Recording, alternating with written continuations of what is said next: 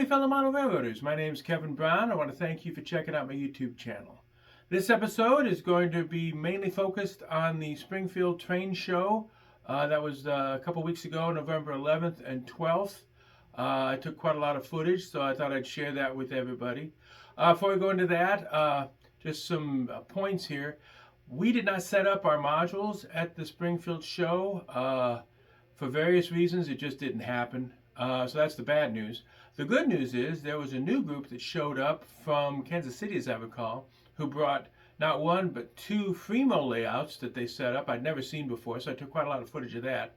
I think part of the issue was the Springfield show's been around forever, and it was always a one-day show in the spring.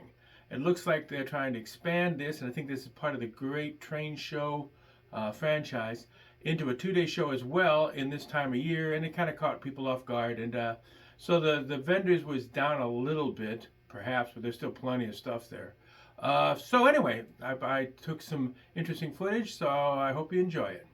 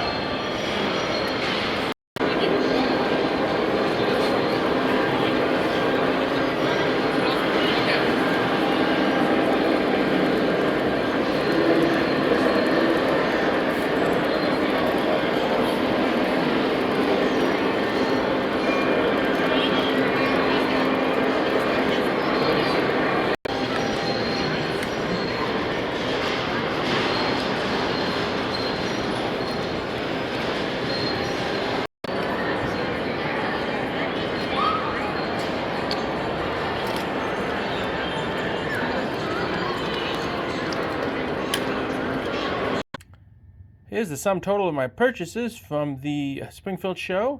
2 boxcars. The lower one, the Cat Mountain in Santa Fe. It's not a real railroad. It's a model railroading standard from the 1990s.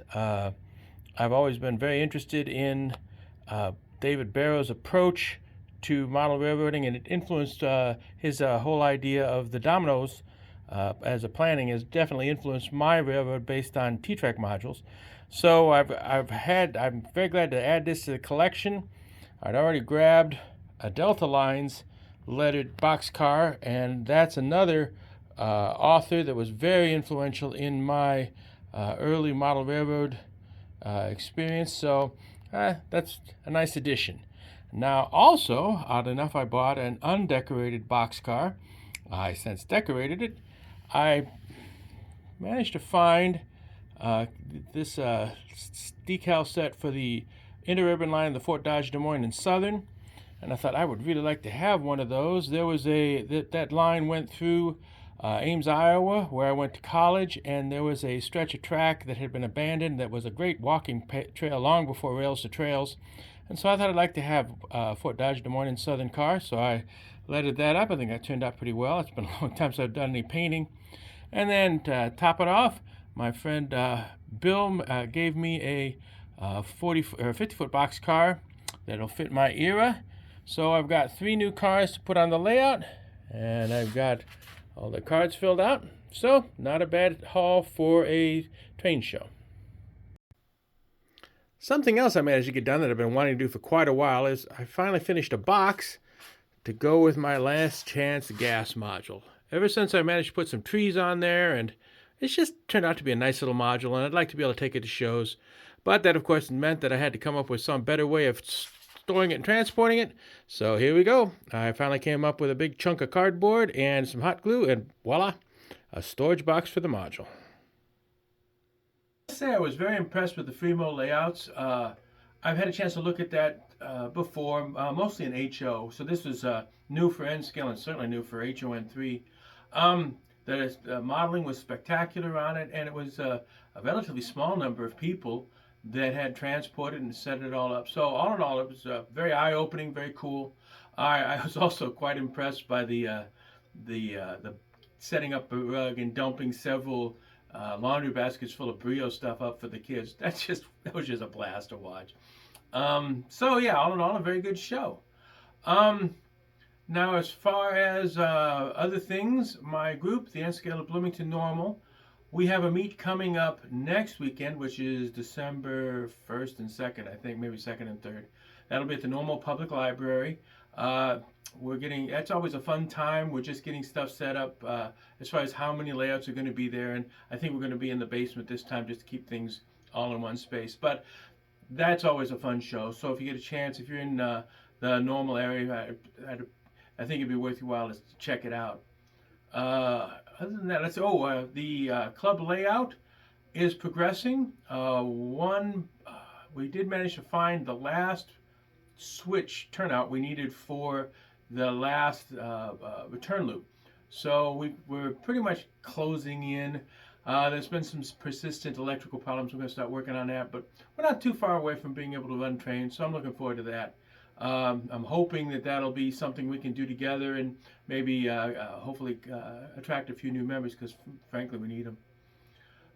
So that's about all I've got for this episode. If you like what you saw, please hit like and subscribe, and thank you very much for watching. I'll catch you next time.